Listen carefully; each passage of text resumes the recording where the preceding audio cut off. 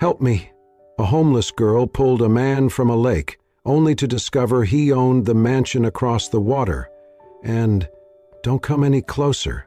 Eliza's voice trembled as the cold breeze licked at her cheeks, already damp with tears. She stood barefoot at the very edge of the lake, her worn coat flapping against her frail frame in the October wind. The moon was hidden behind a thick blanket of clouds, and only the dim shimmer of streetlights from across the water gave any hint of illumination. Her breath came in uneven gasps, hands clenched at her sides, as if the physical pain in her chest could somehow match the ache in her soul. She had stood there for nearly 10 minutes, toes curled over the edge of the mossy rocks, the dark water below like a final invitation. Her body shivered, not just from the cold but from the weight of the decision she was about to make. "I am so sorry," she whispered, barely audible, her voice cracking. "I tried. I really tried." She closed her eyes and tilted her face up to the wind. In her mind, images flashed: her little brother's laughter, her grandmother's wrinkled hands folding worn clothes, the pain in the doctor's eyes when he said the word late stage. Then, "Help me." A voice, barely a whisper, distant, raw. Eliza's eyes snapped open. She looked around, confused, thinking perhaps it was her imagination, until she heard it again, louder, urgent. "Help somebody, please!" She turned toward the sound, squinting into the darkness over the lake. There, just past the reeds, the faint outline of a person thrashing in the freezing water. A man, drowning. For a moment, Eliza froze. Her mind raced. This was not supposed to happen. Not tonight. Not when she had already decided to let go. But something inside her snapped. Without thinking, she ran. The water was shockingly cold. The moment it touched her skin, it stole her breath away. Still, she dove in. Her arms fought the resistance of the waves as she swam toward him. He was flailing, eyes wide with terror, head going under and coming back up with violent coughs. She reached him just as he slipped beneath the surface.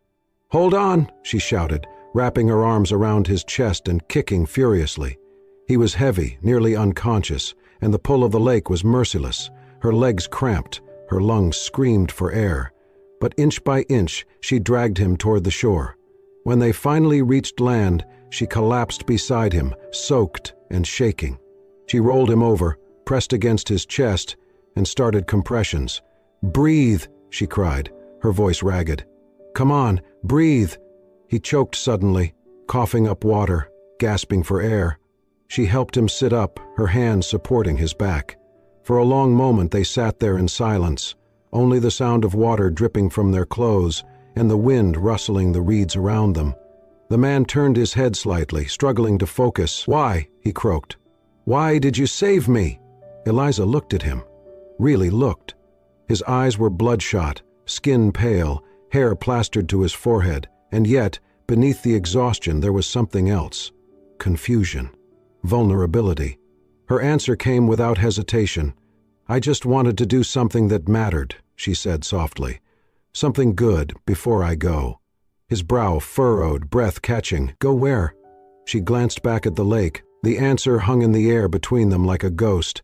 He blinked, as if the realization punched the breath from his lungs. "You were going to—" She nodded slowly. Not ashamed, not crying anymore. "I have cancer. There is nothing they can do. And I will not put my family through more pain. Not when we have nothing left to give." Silence stretched between them. Then finally, he whispered, "But you saved me." She met his gaze, eyes calm now, almost peaceful. "Because maybe that is the only thing I was meant to do."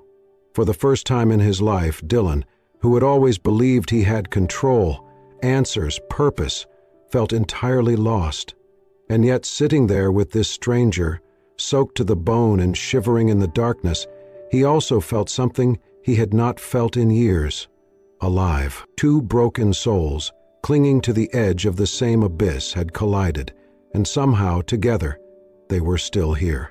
The rain had begun to fall in a soft mist as Eliza guided Dylan through the narrow alleys behind the lake.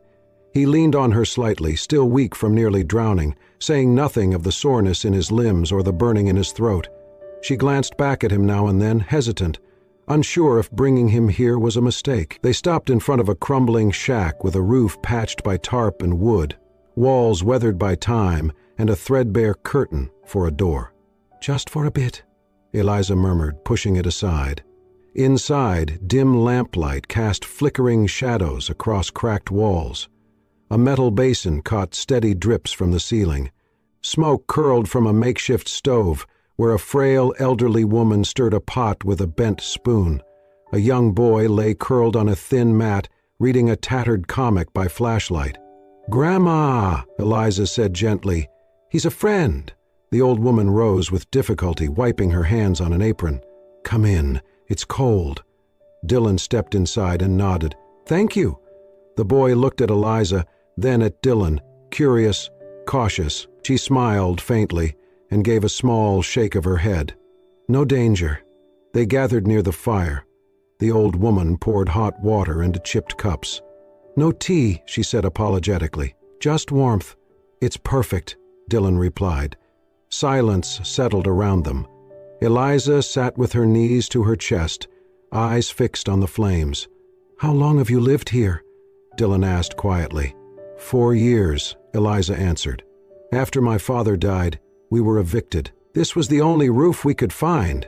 Dylan glanced around. Bare concrete, worn blankets, mosquito nets sagging from rusted nails. He turned to the boy. "Do you go to school?" "I want to, but I help Eliza collect cans. We sell them." Dylan looked at her. "You do all this?" "We do what we must," she said. "I worked in a noodle shop once. Too slow, they let me go." Her voice was flat, resigned. Dylan noticed how thin she was, how exhaustion clung to her face. "Why didn't you tell anyone?" he asked gently. Eliza hugged her knees tighter. "Because no one hires a sick girl who can't read. Because when you're like me, poor, tired, people think it's your fault." She paused, then whispered, "I have ovarian cancer. Late stage. I stopped treatment months ago. It's too expensive. We barely afford rice. If I keep trying, I'll just take from them." She gestured toward her grandmother and brother. "They're all I have. I'd rather disappear quietly than see them suffer more." Dylan stared at the fire for a long moment, then turned to her, voice steady. "Eliza, do you think your death would make things easier for them? That your brother will grow strong, knowing his sister gave up? That your grandmother will find peace, watching you fade?" She said nothing. "You saved me," he said, a stranger, without hesitation. "But you can't save yourself." Her chin trembled. "You're not a burden," he whispered.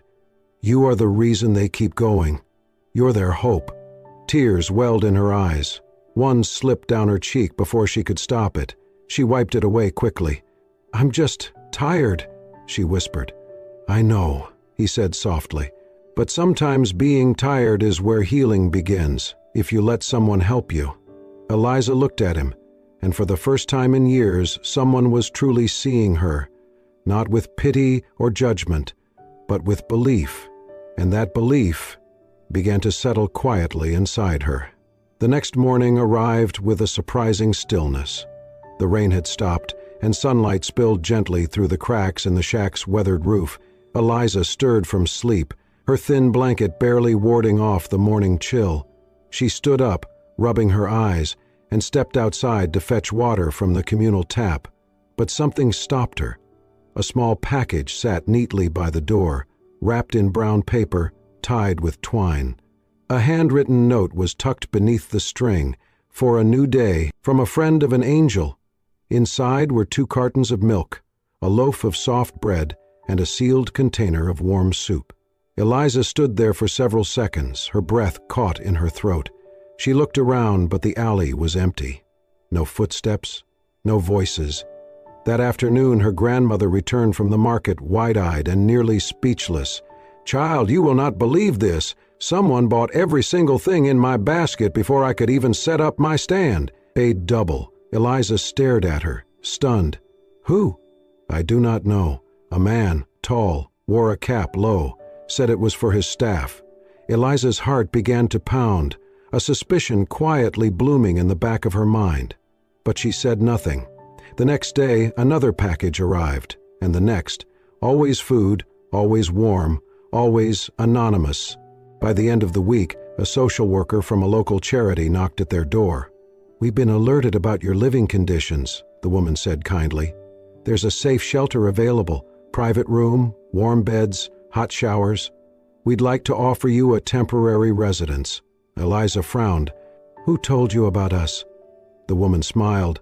"A donor, who prefers to stay anonymous, but he insists you deserve better." Eliza was hesitant, suspicious.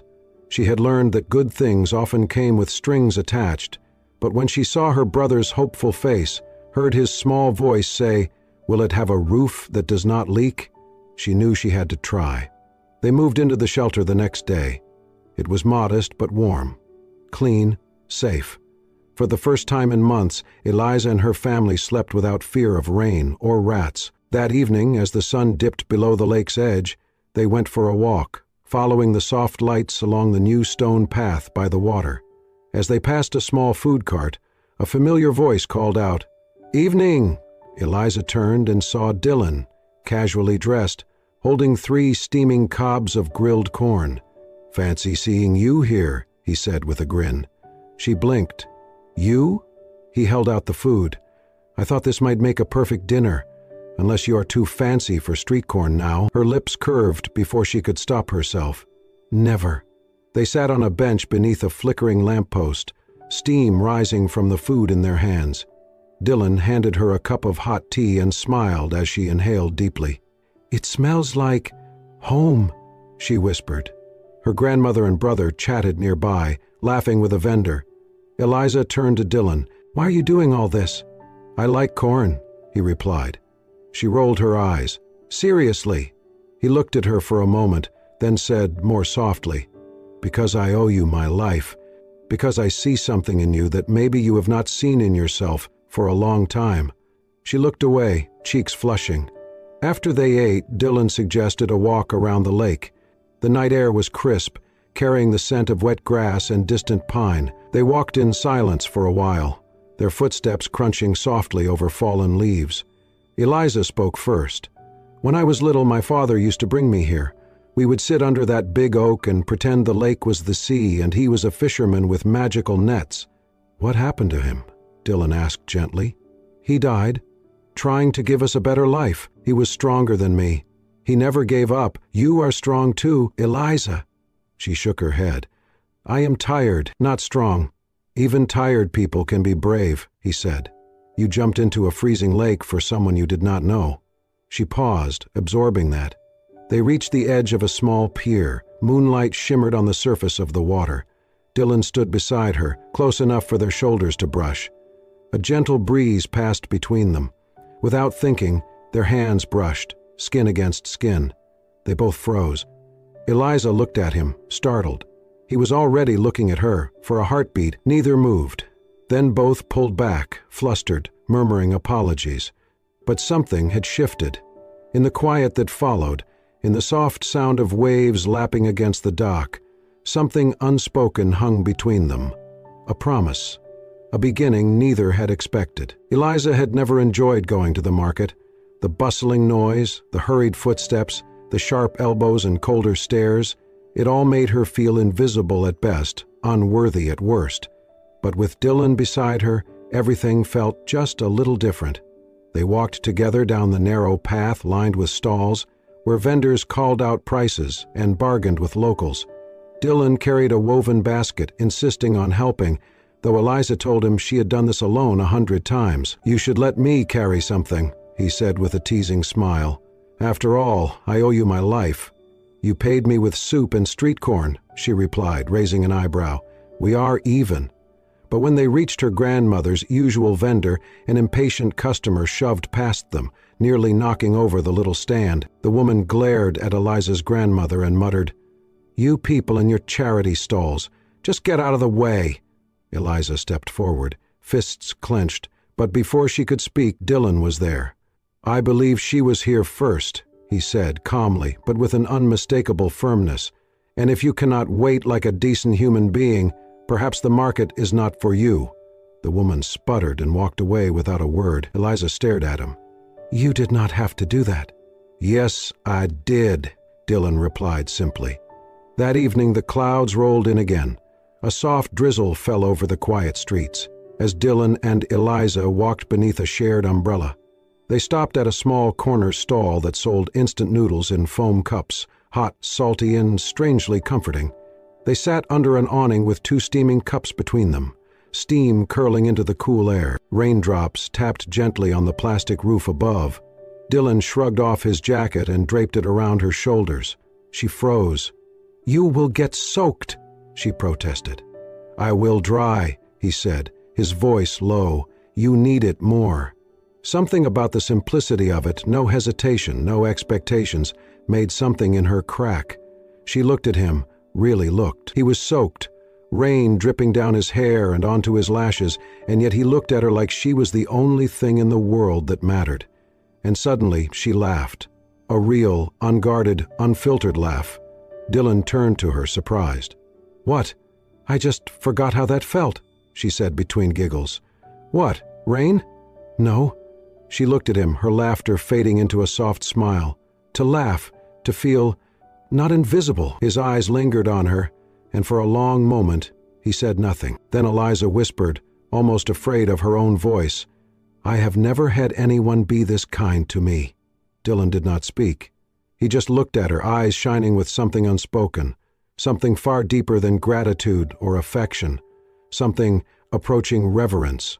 The next day, Dylan casually invited her and her family to visit the garden of a home he said belonged to a friend of his, never mentioning it was in fact his. "I think you will like it," he told her. "It is quiet, beautiful, peaceful."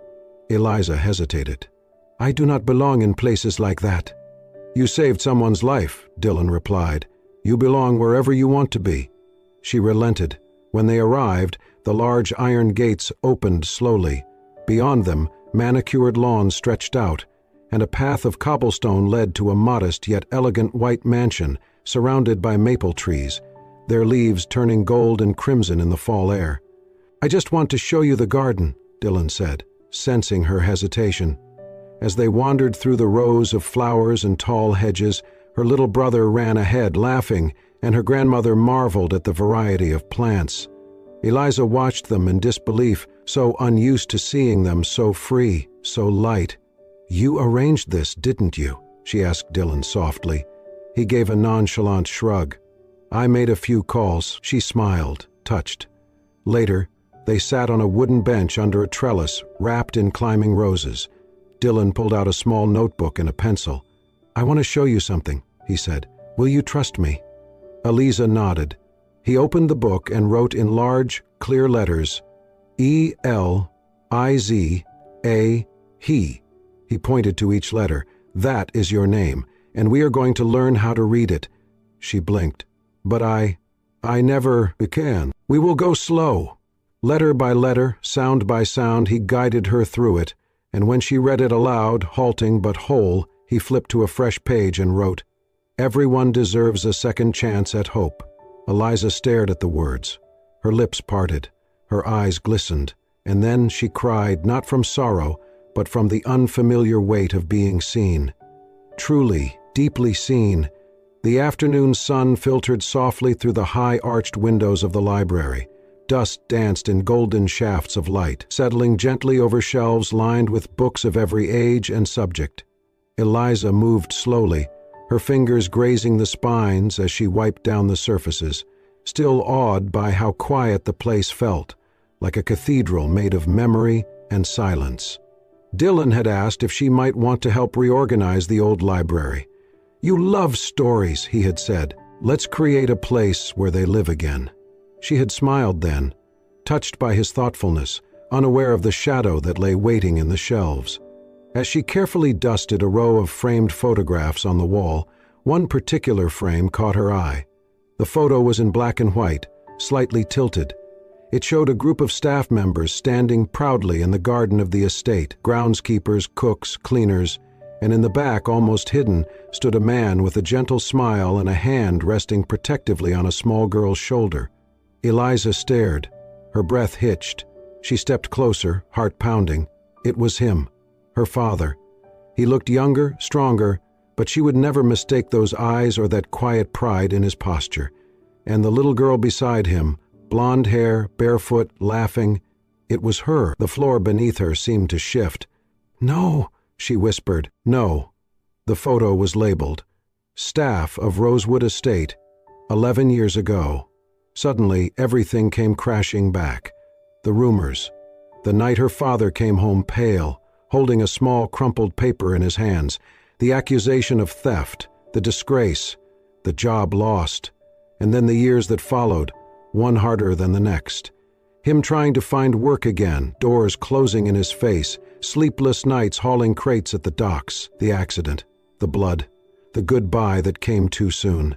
Her fingers trembled as she set the frame down. Her eyes burned. The man she had saved, the man who had walked with her around the lake, who had shared noodles with her under a rain-soaked awning, who had gently guided her hand as she traced her name. He lived in the house that destroyed her father. She turned and left. No word, no note, no glance behind her. She ran through the garden, her footsteps loud against the stone path. Her lungs ached, but she did not stop until the gates of the estate were behind her and the trees swallowed her whole. That night, under a moonless sky, she sat on the same dock where she had once pulled Dylan from the water. The air was cold, biting, but she did not move. The pain was a storm inside her, howling with betrayal, confusion, and a sorrow that felt newly born even though it had been with her all her life. Her voice cracked in the darkness, low and bitter. "I saved the wrong man." And then louder, stronger, breaking, "I saved the wrong man." The lake did not answer. The wind did not care. She buried her face in her knees, rocking back and forth. The image of her father's smile burned behind her eyelids. That place, his last honest job, the place that spat him out without mercy, had belonged to Dylan all along. Had he known? Was this pity? Was she just part of some twisted redemption story he had created for himself? Eliza sobbed until her chest ached and her body trembled with exhaustion. She thought of leaving again, disappearing, letting the silence reclaim her like it had almost done that night she stood at the edge of the water. But this time, something held her back. Not hope, not love, anger.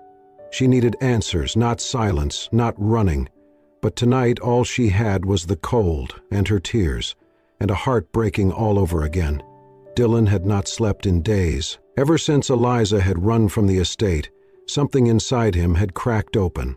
Her absence echoed in every hallway, every quiet corner where her laughter used to live, the bench under the rose trellis, the garden path they had walked side by side, the library where she first traced her name. Without her, all of it felt hollow. And the photo. He had gone back to it that same night, stared long and hard at the man in the back row, the little girl holding his hand. He had known the story vaguely, something his father once muttered about a theft, a betrayal, and a necessary dismissal. He had never asked questions. But now, he needed answers, and he would find them. Days later, Dylan stood in the dusty archive room in the back of the estate, leafing through old staff records and disciplinary files. Hours passed, cobwebs clung to his sleeves. His eyes burned from the tiny print, but finally he found it. A file marked Harold James, Incident Report, 11 years ago. Inside were statements, one from a manager named Randall Price, claiming to have witnessed Harold stealing a valuable brooch. The item had gone missing during a private party hosted by Dylan's father. The report was signed, sealed, but something did not sit right. Dylan dug deeper. He found old expense logs. Randall Price had large, unexplained cash deposits around that time. There were complaints from other staff members buried in side memos, allegations of intimidation, favoritism, missing supplies. Most had been dismissed by Dylan's father, who trusted Price implicitly.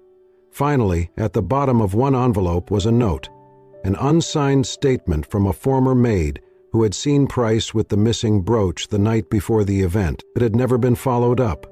Dylan's chest tightened. He felt sick. He knew what he had to do. That evening, he walked through the familiar alleyways with a file tucked beneath his coat. His steps led him to the small, broken building that used to be Eliza's shelter. the place he had first followed her to, the night she saved his life. He knocked softly. Eliza's little brother opened the door, wide-eyed. "It's him." Eliza stood behind him, tired, cautious. Her grandmother appeared beside her, clutching a scarf around her thin shoulders. Dylan took a breath, then dropped to one knee. He opened the file and held it up with both hands. "I found the truth," he said, voice steady despite the pounding in his heart. "Randall Price, my father's trusted manager, stole that brooch. He framed your father. My father believed the wrong man." Eliza's breath caught. Dylan looked up, pain in his eyes. "I cannot undo what happened. I cannot bring your father back. But I can give you this, his name, his honor, the truth." He turned to her grandmother. "Ma'am, I am so sorry. On behalf of my family, I am sorry." The old woman stared at him for a moment, lips trembling. Then, slowly, she stepped forward, wrapped her arms around him, and began to cry. Not the kind of cry that comes from anger, but from relief. "Thank you," she whispered. "Thank you for giving my son back." Dylan held her gently, his own eyes stinging. Eliza watched in silence, tears slipping down her cheeks. She stepped forward, barely able to speak.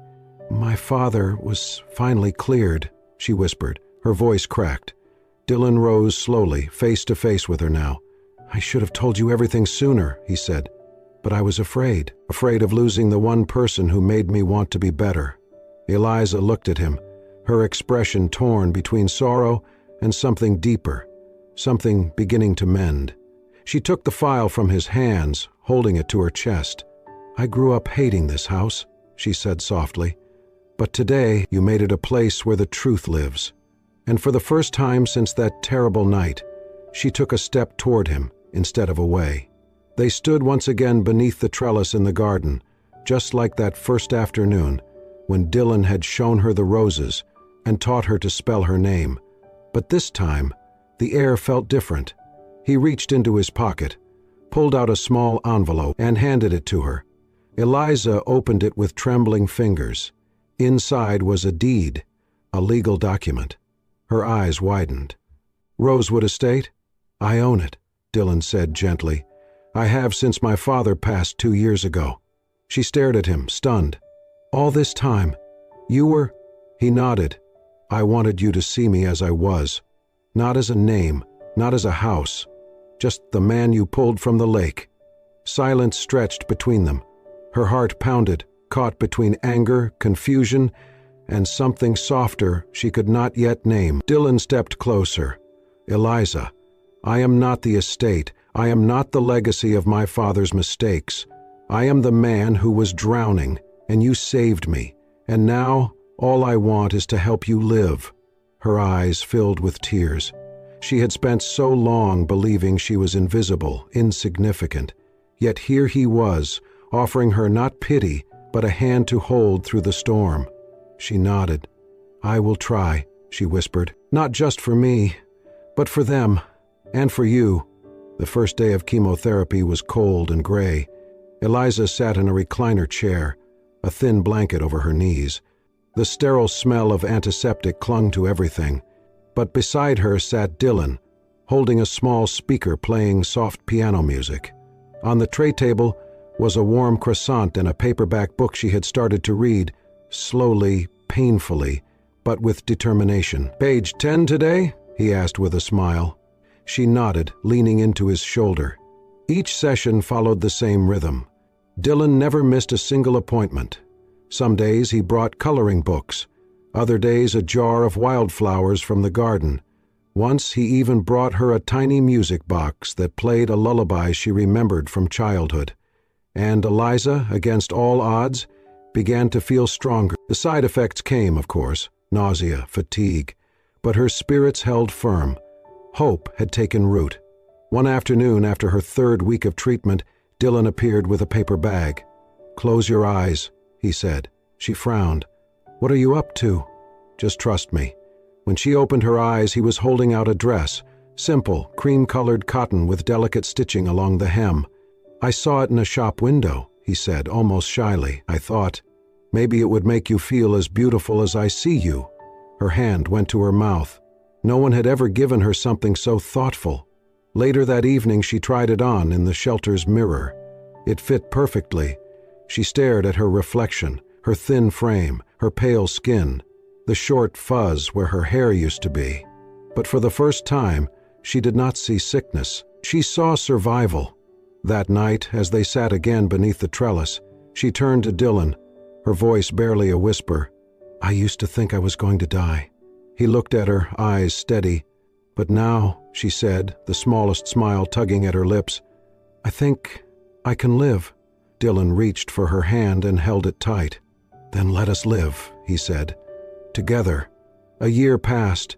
The seasons turned gently, as if the world itself had decided to move more tenderly around Eliza. Spring arrived with soft winds and blossoms that lined the town's narrow streets. Eliza stood at the library desk in a modest skirt and blouse, her hair now short and soft with new growth, her eyes bright with energy that hadn't lived there before. She had taken a job as an assistant at the town library.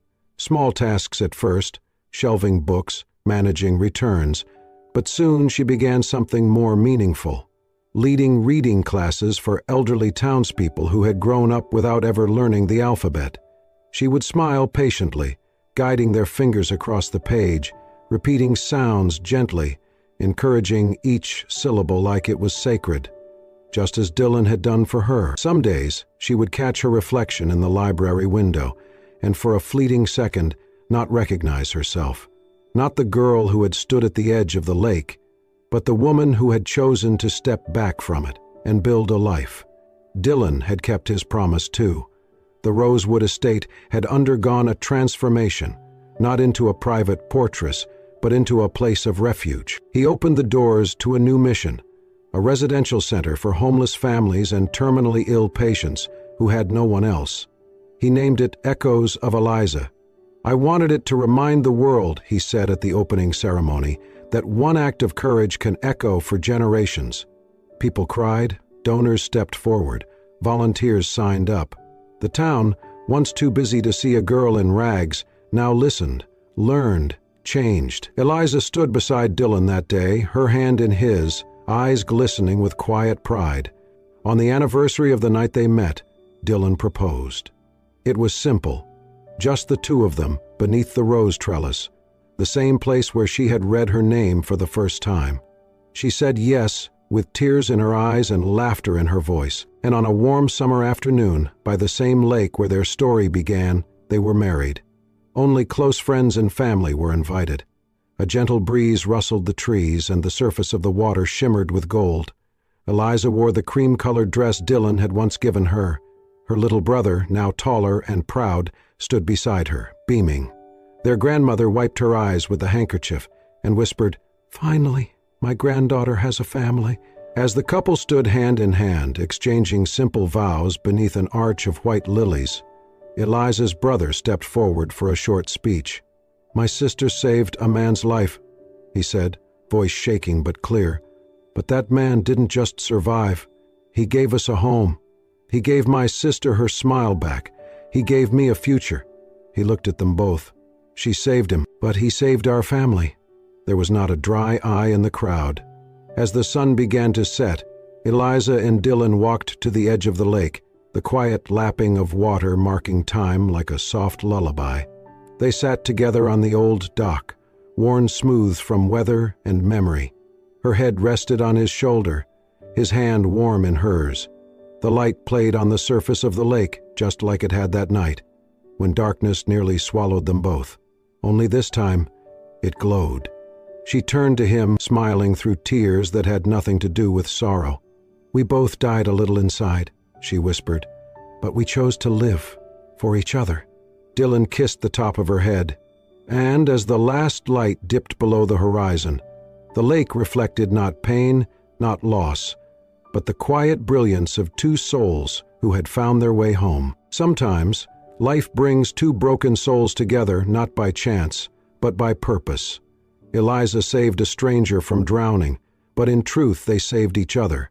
Through pain, healing, and love, they discovered that even the most shattered hearts can find their way back to light.